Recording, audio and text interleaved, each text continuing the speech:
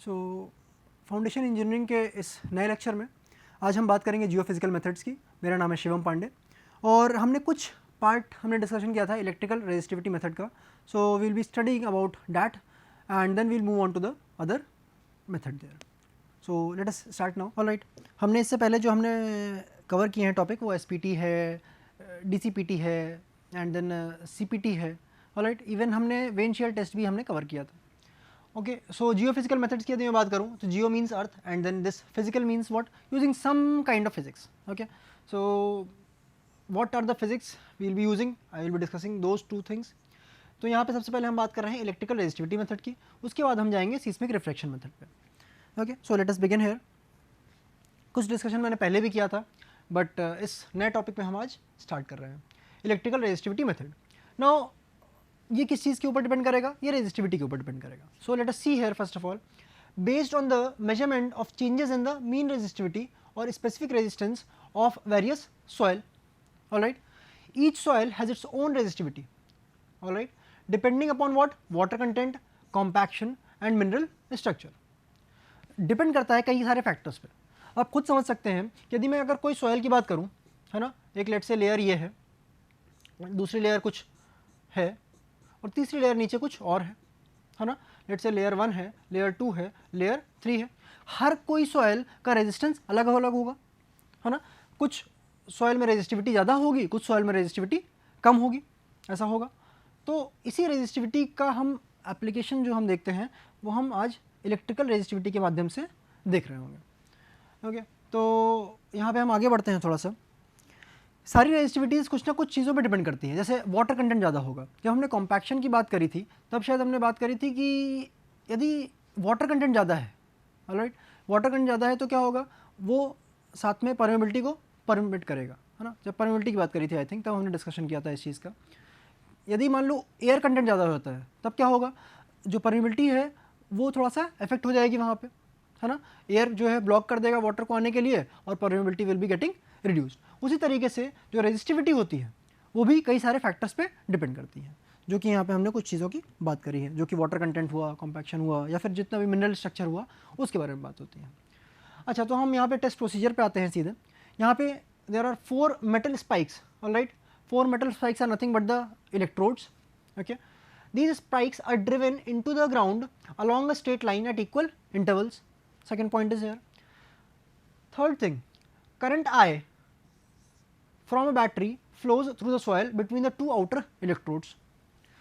This produces, when the current is being flown, अब क्या होगा, इसके कारण क्या होगा, एक electric field is getting produced within the soil which is measured as electric potential E between two inner electrodes. तो ये रहा आपका कंटेंट। अब हम डायग्राम पे देखते हैं, हमने क्या किया, कुछ इलेक्ट्रोड सेट किए, लेट से 1 यहाँ पे, 2 यहाँ पे, 3 यहाँ पे और 4 यहाँ पे।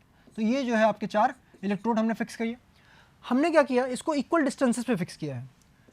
ये डी डिस्टेंस है, सिमिलरली इसको डी डिस्टेंस पे और डी डिस्टेंस पे हमने यहाँ पे कर रखा है। So D is nothing but the spacing between the electrodes. Alright, अच्छा, यदि मैं बात करता हूँ जो आउटर इलेक्ट्रोड्स हैं 1 और 4, तो इन आउटर इलेक्ट्रोड्स पे मैंने क्या किया, मैंने करंट पास कराया। जब मैंने करंट पास कराया बैटरी के मदद से तो क्या होगा, कुछ ना कुछ इलेक्ट्रिक फील्ड जनरेट हुई होगी। ऑलराइट, जो इलेक्ट्रिक फील्ड जनरेट हुई होगी ये कौन मेजर करेगा, ये मेजर करेंगे जो इनर इलेक्ट्रोड्स हैं। ऑलराइट, जो ये वाला इलेक्ट्रोड है और ये वाला इलेक्ट्रोड है, this is measuring the electric field which is getting generated there. All right, यदि मैं बात करता हूँ apparent resistivity की, तो यहाँ पे समझिएगा कि जैसे ये लेयर 1 है यदि और ये लेयर 2 है, तो यहाँ पे जो भी इलेक्ट्रिकल रेजिस्टिविटी होगी सॉइल की, लेट से सॉइल 1 यहाँ पे है और सॉइल 2 यहाँ पे है, तो दोनों सॉइल की अलग अलग रेजिस्टिविटी है। अगर दोनों सॉइल अलग अलग है तो उनकी रेजिस्टिविटी अलग अलग होगी। तो कुछ रेजिस्टेंस ये ऑफर कर रही होगी और कुछ रेजिस्टेंस ये ऑफर कर रही होगी। तो अभी हम जानेंगे कि यदि हम इसको मैं दूर लेके चला जाता हूँ, यदि इलेक्ट्रोड की स्पेसिंग को मैं बढ़ा देता हूँ तो लेयर 2 कैसे इफेक्ट कर रहा होगा, या फिर मैं बात करता हूँ कि इनको ऐसे ही रहने दूँ और फिर चेक करूँ करंट बढ़ाने पे या चेक करने पे कि क्या क्या चेंजेस इसमें आ रहे हैं, कैसे कैसे हमें पता चलेगा कि सॉइल 1 की रेजिस्टिविटी ज़्यादा है कि सॉइल 2 की रेजिस्टिविटी ज़्यादा है। Okay, so let us see here, सबसे पहले हम बात करते हैं apparent resistivity, that is given by rho, it is given by 2 pi DE by I, जहाँ पे आपको जो रो है, alright, this rho is what apparent resistivity which is given by ohm centimetre, D जो है वो है आपका spacing between the two electrode जो कि सेंटीमीटर्स में दिया गया है, जो E है that is the potential difference जो कि जो अंदर वाले इलेक्ट्रोड्स हैं दो उन्होंने मेजर किया है जो कि वोल्ट्स में है, ऑलराइट। फिर हमने करंट की बात करी जो कि करंट है, ऑलराइट, सिंपल एम्पियर्स में जो इसको हम डिनोट करते हैं। Now apparent resistivity is the weighted average of the true resistivity up to a depth D in a large volume of soil. अब इसको समझने से पहले ये समझिएगा कि वेटेड एवरेज का मतलब क्या होता है।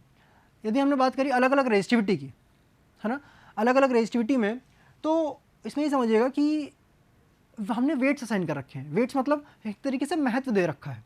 यदि मैं बात करूं मार्किंग सिस्टम की, तो जो आपका फर्स्ट ईयर होता है उसके लेट से 25% मार्क्स ही सिर्फ काउंट किए जाएँ, ऑलराइट। जो आपका सेकेंड ईयर है उसके आपके 50% मार्क्स ही काउंट किए जाएँ, आपका जो थर्ड ईयर है उसके 75% मार्क्स काउंट किए जाएँ, और जो आपका फाइनल ईयर है उसके आपके 100% मार्क्स काउंट किए जाएँ। यदि इस प्रकार से आपकी मार्कशीट बन के आए, ऑलराइट, तो ये क्या हो गया, आपने हर एक ईयर को लेट से ईयर 1, ईयर 2, ईयर 3, ईयर 4 आपने क्या किया, उसको वेटेज दे दिया कि जो फाइनल ईयर है उसका बहुत महत्व है ना।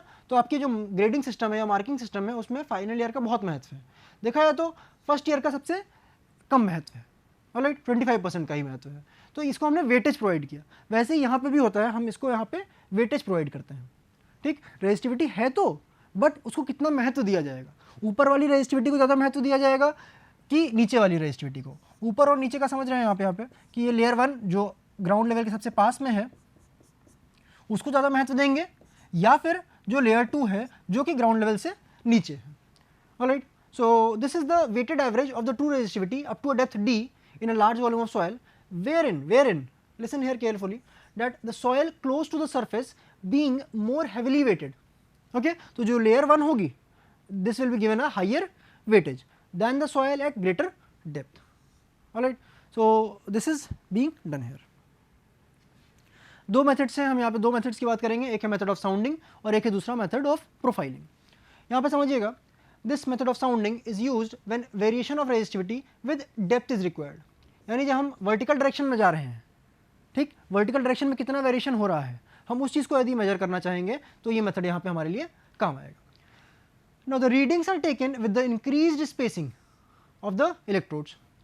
इलेक्ट्रोड्स को हम देखो, डिस्टेंस तो सेम रहेगा, आपस में जो डिस्टेंस है वो सेम रहेगा, बट अलग अलग लेवल पे हम अलग अलग चीज़ें कर रहे होंगे। देखो, सबसे पहली स्टेज में यदि हम बात करें तो हमने कुछ डिस्टेंस D1 रख रखा है इलेक्ट्रोड्स के बीच में, है ना, जो ग्रीन से शो कर रखे हैं। देखो यहाँ पे दो इलेक्ट्रोड्स आपको, these are the outer electrodes जहाँ पे आपने करंट पास किया है I। जो रेड इलेक्ट्रोड्स हैं ये इनर इलेक्ट्रोड्स हैं जहाँ पे आपको पोटेंशियल मेजर करना है, जो कि E से मेजर कर देते हो आप लोग।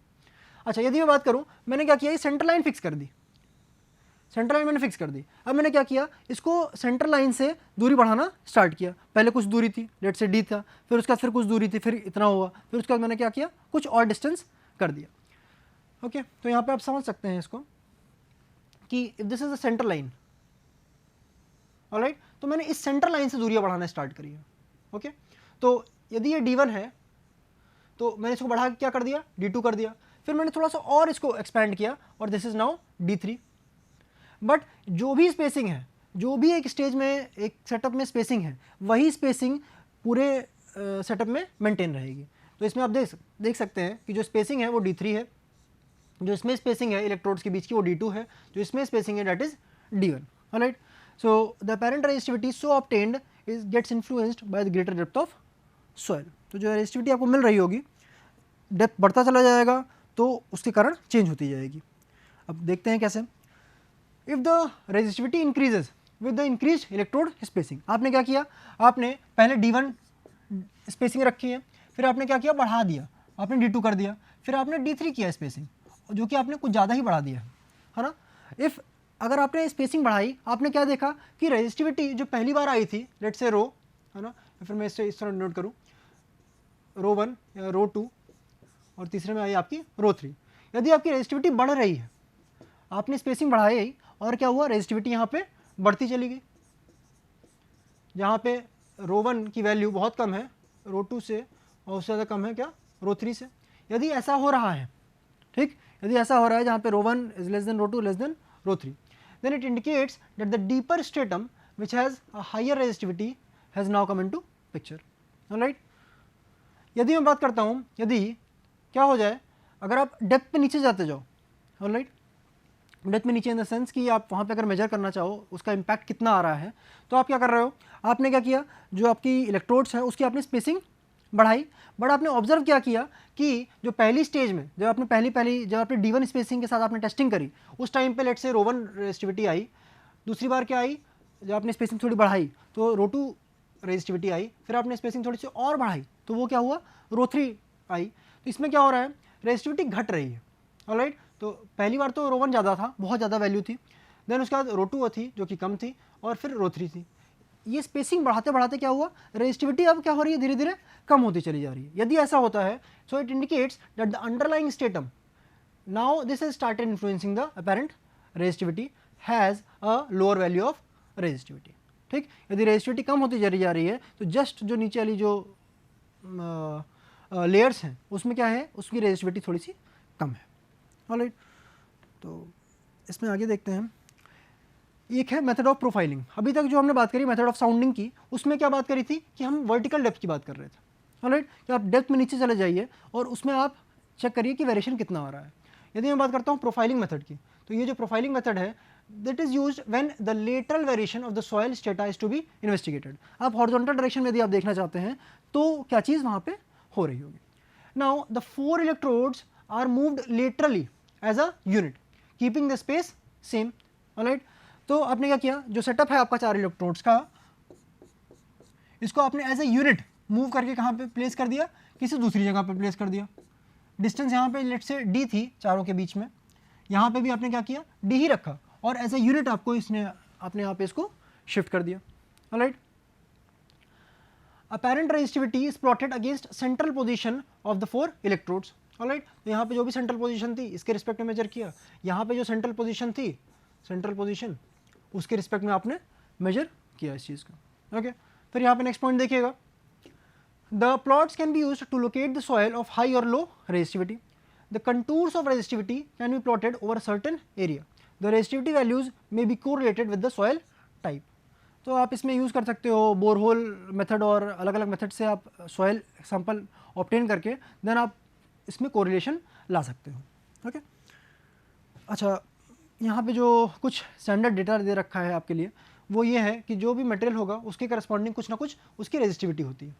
तो यहाँ पे आप देखते चलिएगा, फिर मैं आपको इसका थोड़ा सा इन्फ्रेंस के बारे में बताऊँगा कि आप इसमें किस तरीके से इन्फ्रेंसेस निकाल सकते हैं। सबसे पहले यहाँ पे देखिएगा क्ले एंड सैचुरेटेड सिल्ट का, तो रेजिस्टिविटी इज़ वॉट 0 से 10 के बीच में, ohm centimetre into 10⁻3, this is the unit that is there. Sandy clay और वेट सिल्टी सैंड के लिए इसकी वैल्यू कितनी है, 10 से 25 के बीच में है। क्लेई सैंड और सैचुरेटेड सैंड के लिए क्या है, 25 से 50 के बीच में है। अब देखिएगा, यदि मैं बात कर रहा हूँ सैंड की, तो इसकी वैल्यू कितनी हो गई, 50 to 150 के बीच में है। ग्रेवल की बात करता हूँ, 150 से 500 के बीच में है। वेदर्ड रॉक की बात करूँ तो 100 से 200 के बीच में है। Sound rock, very strong rock, 150 से 4000 के बीच में है। अच्छा, एक चीज़ इस पर समझिएगा, यदि मैं बात करूँ, यदि मैं वैल्यू लेता हूँ कि आपने टेस्टिंग करी अपने इस मेथड से और आपकी जो रेजिस्टिविटी निकल के आ रही है वो 175 ओम सेंटीमीटर, राइट, 10⁻3 है ना, इतनी आ रही है। यदि इतना आता है, ठीक, तो अब आप सोचिए कि आप इससे क्या इन्फ्रेंस निकाल पाएंगे। तो आप गए इस डेटा पे, आपने इस पे बात करी, 175 है, तो 175 तो इस रेंज में भी है, इस रेंज में भी है और इस रेंज में भी है। तो आपको समझ में नहीं आएगा कि ग्रेवल है कि वेदर्ड रॉक है कि साउंड रॉक है, ऑलराइट। तो ये दिक्कत आती है इस वाले मेथड में कि रेंजेस इतनी ज़्यादा दे रखी हैं कि आपको निकालने में थोड़ी सी परेशानी आ सकती है। लेट से यदि आपको निकल के आती है ये 51 इंटू 10⁻3 ओम सेंटीमीटर्स, यदि ये वैल्यू निकल के आती है, तब आप क्या करेंगे, तब भी आपको देखो यहाँ पे वेरिएशन एक देखना पड़ेगा कि ये 50 वाली 51 तो यार यहाँ पे भी आ सकता है और ये एक सैंड भी हो सकता है। तो you will not be sure कि ये किस प्रकार का एग्जैक्ट पिन पॉइंट करके आप नहीं कह पाओगे। तो जब आप पिन पॉइंट करके कोई चीज़ नहीं कह पाओगे तो क्या ये रिलायबल मेथड कहलाएगा, नहीं, ऐसा नहीं हो पाएगा। सो इसीलिए अब हम इसका थोड़ा सा लिमिटेशन देखते हैं। पहली चीज़, this method is not as reliable as seismic refraction method, alright, seismic reflection method की हम बात करेंगे वो थोड़ा सा एडवांस्ड है, उसमें भी कुछ खामियां हैं, बट इससे तो थोड़ा सा बेटर है वो। Alright, now the range of variation of the apparent resistivity for a particular soil और रॉक इज़ वेरी लार्ज। जो आपने पिछले टेबल में देखा कि जो रेंज दे रखी थी वो बहुत ही ज़्यादा थी। Alright, now the test results should be correlated with the borehole observation. ये बहुत ही इंपॉर्टेंट है। Why this is important? क्योंकि आपको एक्चुअल में पिन पॉइंट नहीं पता है कि कौन सा सॉइल है, सैंड है कि यहाँ पे क्ले। ऑलराइट, तो आपने क्या किया, तो आपने इलेक्ट्रिकल रेजिस्टिविटी मेथड पहले अप्लाई किया, तो आपको कुछ ना कुछ डेटा मिला उसके अकॉर्डिंगली कि इतना रेजिस्टिविटी है सॉइल का, इतना नहीं है, व्हाट्सएवर। आपने क्या किया, दूसरा आपने बोरहोल से जो आपने सॉइल सैंपल ऑब्टेन किया उससे आपने क्या किया कि आपने कोरिलेट किया कि हाँ जो इलेक्ट्रिकल रेजिस्टिविटी से मुझे सॉइल का सैंपल मिल रहा था, या मैं कहूँ कि जो डेटा मिल रहा था रेजिस्टिविटी का, क्या वो सेम है जो मुझे बोरहोल के डेटा से मिल रहा है। यदि ऐसा होता है then this data is accurate, है ना। डेटा की एक्यूरेसी अगर हमें चेक करनी है तो हम दो चीज़ों से कोरिलेट कर लेते हैं। ओके, सबसे बड़ा डिसएडवांटेज क्या है, कोई भी सैंपल यहाँ ऑब्टेन नहीं किया जाता है, नहीं होता है, तो हमें इसीलिए बोरहोल डेटा को यूज़ करना पड़ जाता है if it is not reliable. तो ये रहा हमारा इलेक्ट्रिकल रेजिस्टिविटी, जहाँ हमने बात करी रेजिस्टिविटी की। यदि मैं बात करता हूँ सीस्मिक रिफ्रैक्शन मेथड की, ऑलराइट, तो यहाँ पे सीस्मिक रिफ्रैक्शन में क्या होता है कि हमें सीस्मिक वेव्स का यूज़ करना होगा। दूसरी चीज़ रिफ्रैक्शन की बात होगी। ऑलराइट, रिफ्रैक्शन आपने फिजिक्स में पढ़ रखा है, थोड़ा सा मैं डिस्कशन कर लूँगा यहाँ पे। Okay, so that is here.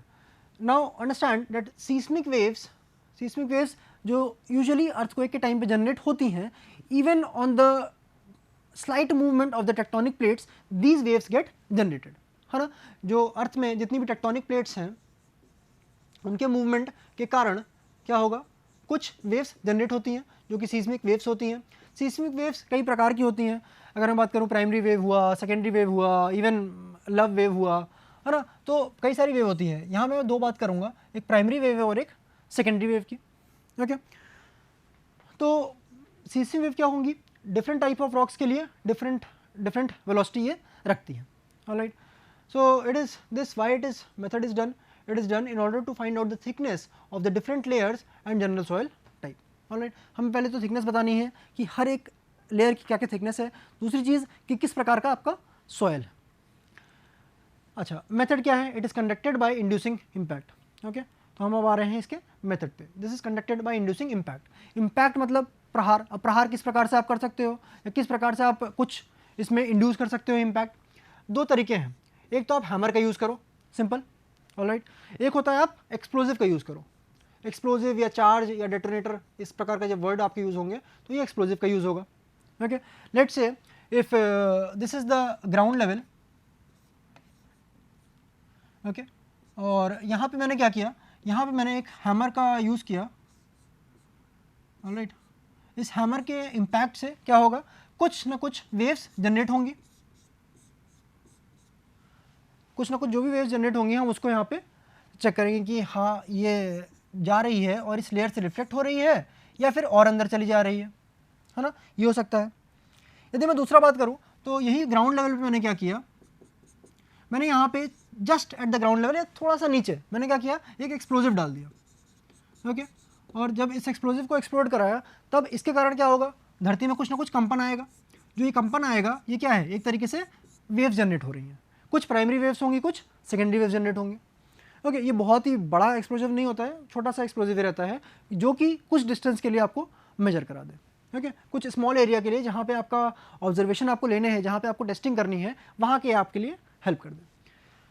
So these are the two methods here. यदि मैं बात करूँ कि इम्पैक्ट की, तो मैंने आपको एक बताया हैमर से, है ना। हैमर को आप दो तरीके से अप्लाई कर सकते हो। ग्राउंड पे आपने अगर ऐसे हैमर प्रहार किया, ओके, तो that is what the primary wave will get generated. दूसरी चीज़ समझिएगा, यदि मैंने यहाँ पे एक लोहे का या आयरन का समथिंग एक ब्लॉक ले लिया, ओके, और मैं यहाँ पे साइड से प्रहार करता हूँ, ठीक, फ्रॉम दिस लिटरल डायरेक्शन, अब क्या होगा, जो भी वेव जनरेट होगी नीचे that is the secondary wave. तो यूजुअली हम अभी इसकी ही बात करेंगे, प्राइमरी वेव की ही बात करेंगे, सेकेंडरी वेव में हम यहाँ पे एंटर नहीं करेंगे इस मेथड में, but most of the thing we will be talking about this is primary wave. Second point पे यहाँ पे देखते हैं, the radiating shock waves are recorded by device called as geophone. अब आप खुद सोचिए, यदि आपने कोई एक्सप्लोजिव एक्सप्लोड कराया तो उसको मेजर करने के लिए कितना आया, कितना उसका इंटेंसिटी था, कितना कहाँ पे रीच कर रहा है ना। So that is to be measured. यदि कोई सोर्स है तो उसका रिसीवर भी तो होना चाहिए, है ना। यदि मैं आपसे बात कर रहा हूँ तो सामने वाला भी तो कुछ बात करना चाहिए। तो उसी तरीके से यदि आपका कोई सोर्स है जो कि इम्पैक्ट होगा तो कोई रिसीव करने के लिए होना चाहिए। तो ये जो रिसीव करने के लिए है, these are what nothing but the जियो फोन्स। ठीक है, जियो फोन का काम क्या होता है, they record the time of travel of wave. Let's say source से वेव निकली तो कितने समय बाद वो रिसीवर तक पहुंची, है ना। तो this time is measured by this geophone. Now geophones are generally placed at equal intervals on the ground. कुछ फिजिक्स की बातें देख लीजिए यहाँ पे। यदि मैं बात करता हूँ रेयरर से डेंसर मीडियम के जाने के लिए, तो ये हम यहाँ पे मेनली रिफ्रैक्शन की बात कर रहे हैं अभी। ओके, रेयरर से डेंसर मीडियम में जाएंगे तो क्या होता है, आपको पता है ये चीज़ कि वेव कहाँ पे टर्न कर जाती है, टुवर्ड्स द नॉर्मल। ऑलराइट, यदि मैं बात करता हूँ डेंसर से रेयरर मीडियम में जाने के लिए, अब यहाँ पे क्या होता है, जो वेव टर्न करती है वो किधर टर्न करती है, अवे फ्रॉम द नॉर्मल। जो आई है, this I, this is what incidence का एंगल। जो आर है, दिस इज व्हाट रिफ्रैक्शन का एंगल। अच्छा, एक चीज़ और समझिएगा, जो डेंसर मीडियम होता है वहाँ पे क्या होता है, वेव की वेलोसिटी स्लो हो जाती है। लाइट की बात करें या फिर वेव की बात करें, वो जो वेव्स हैं वो क्या होंगी, थोड़ी सी स्लो मूव करेंगी। अच्छा, ये चीज़ तो समझ में आ गई। जो यहाँ पे एन होता है, जिसके कारण क्या हो रहा है, wave away from the normal या टुवर्ड्स द नॉर्मल मूव कर रही है, वो किस रूप में आपको दिखाई देगा वो समझिएगा। यहाँ पे यही सारा खेल है यहाँ पे, दिस n1 और n2 का। यानी मैं बात करूँ ये n1 n2 क्या है, ये है रिफ्रैक्टिव इंडेक्स, रिफ्रैक्टिव इंडिसेस। अच्छा, इसको हम यदि हम एब्सोल्यूट रिफ्रैक्टिव इंडेक्स बोले तो इसको डिफाइन कैसे किया गया है, this is given bye c upon v1। c जहाँ पे स्पीड ऑफ लाइट है और v1 जो भी उस मीडियम में जितनी भी वेव की गति है, that is this c by this v1 here. यदि मैं बात करता हूँ n2 की तो ये क्या हो जाएगा, c अपॉन v2। ऑलराइट, तो यदि मैं बात करूँ स्नेल्स लॉ की, स्नेल साहब ने ये लॉ दिया था जिसके तहत n1 sine i is equal to n2 sine r। अच्छा, आपको n1 की वैल्यू यहाँ से मिल गई, दिस n2 की वैल्यू आपको यहाँ से मिल गई।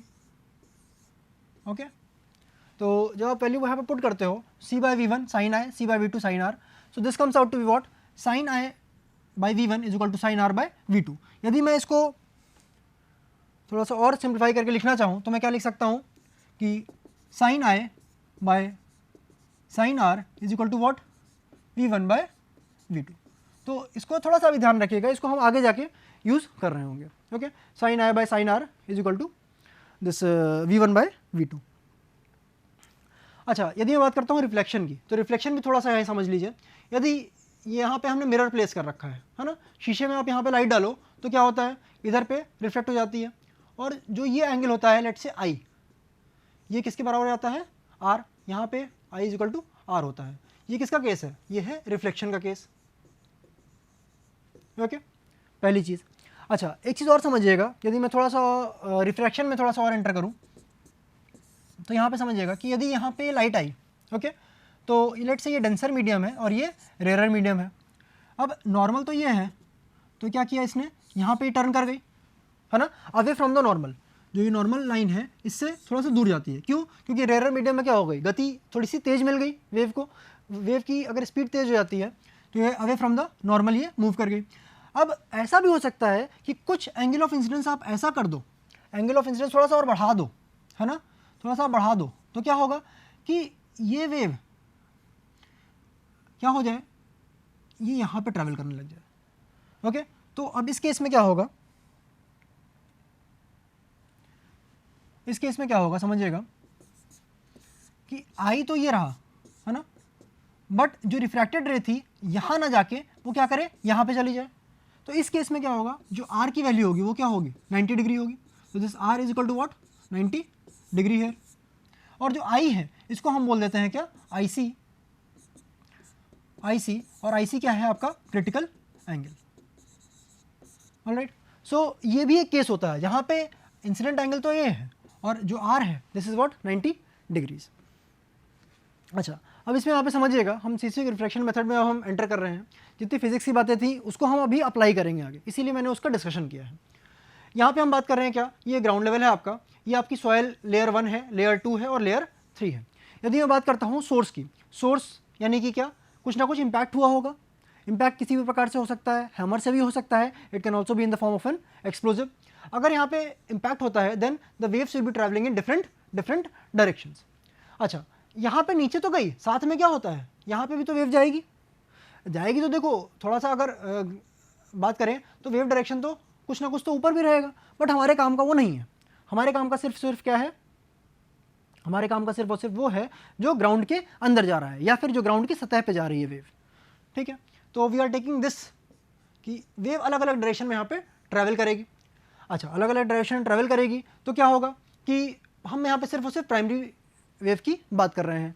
लेट से यहाँ पे जो वेव वेलोसिटी की बात करी वो हमने बात करी Vp1 की।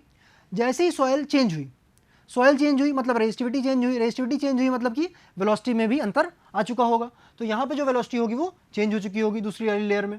सिमिलरली तीसरी वाली लेयर में भी क्या होगा, प्रॉपर्टीज़ अलग हैं, वाटर कंटेंट अलग है, मिनरल कंटेंट अलग है, तो क्या होगा, रेस की वेलोसिटी में बदलाव आ जाएगा। So this will be like what, Vp3 हम चेंज कर दे रहे हैं। Vp1 ज़्यादा है, Vp2 ज़्यादा है, Vp3 ज़्यादा है, इसके बारे में मैं अभी कुछ भी नहीं कह रहा हूँ।